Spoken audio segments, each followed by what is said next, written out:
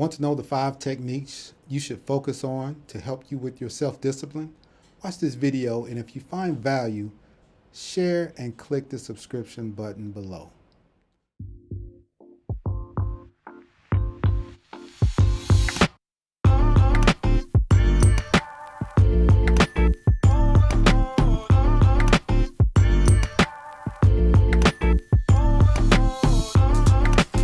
Hello, my name is Christopher Houston, and today I want to discuss the 5 principles I focus on to help me with self-discipline. I have used these principles to help me complete my education as well as my fitness goals.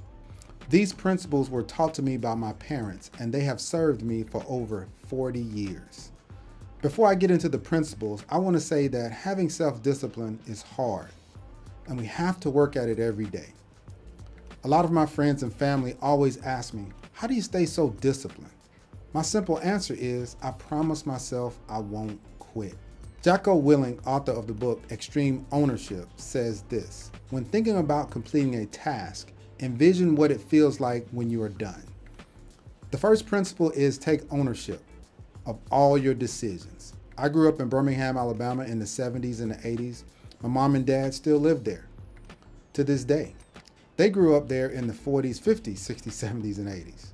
They taught me to take ownership and don't make excuses. And oh, by the way, they taught me even though times were challenging, we must raise our standards and strive for excellence and continue to get better. My dad would say, you can make excuses or you can make progress. You pick. When I was in the 10th grade, I made a decision to join the Air Force in the delayed enlistment program. The day I took the ASVAB, a friend of mine asked me, where were you this morning? I told him I was taking the ASVAB and that I was going to go into the Air Force and retire after 20 years. He looked at me, both of us, well, I was in the 10th grade, he was in the 11th grade, and he looked at me like, how do you know you're going to stay in the military for 20 years? Well, I knew it back then. And by the way, the ASVAB is just a test you take. It's a placement test, basically, to see where you're going to rank when you go in the Air Force.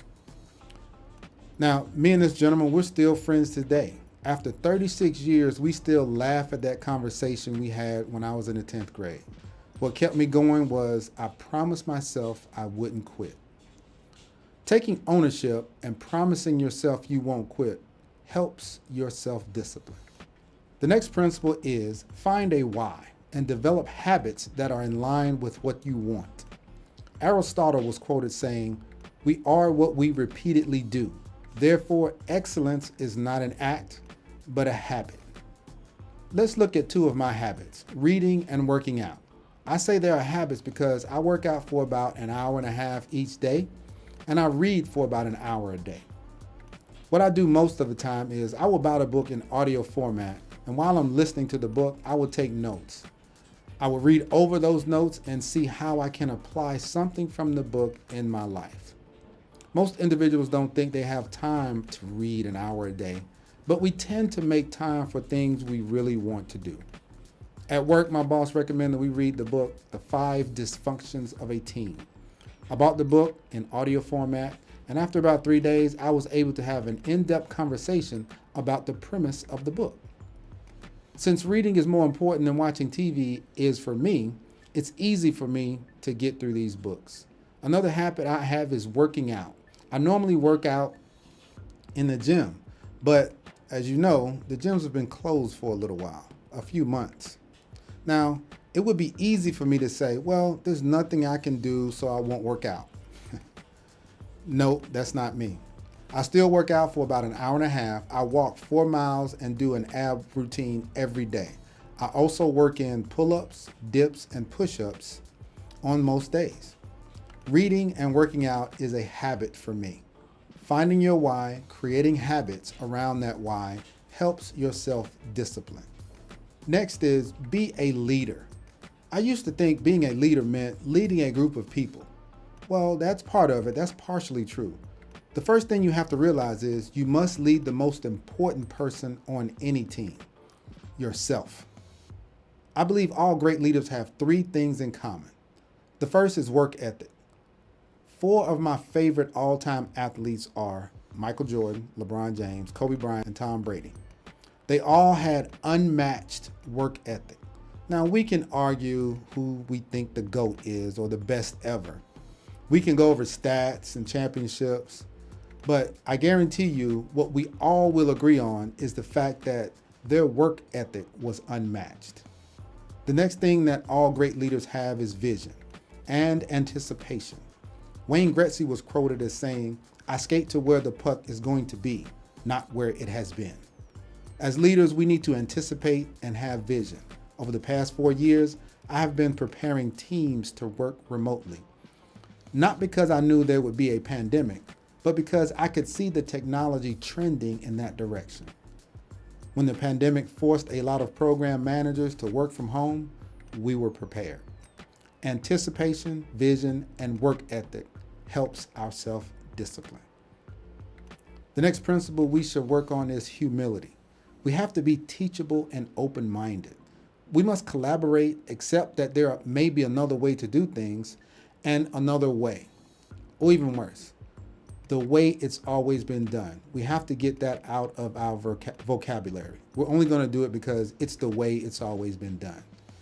If you are struggling with self-discipline, have the humility to look at everything you are doing, and if it is not working, change it. I mentioned the book, The 5 Dysfunctions of a Team. The book outlines a team that was part of a new software company.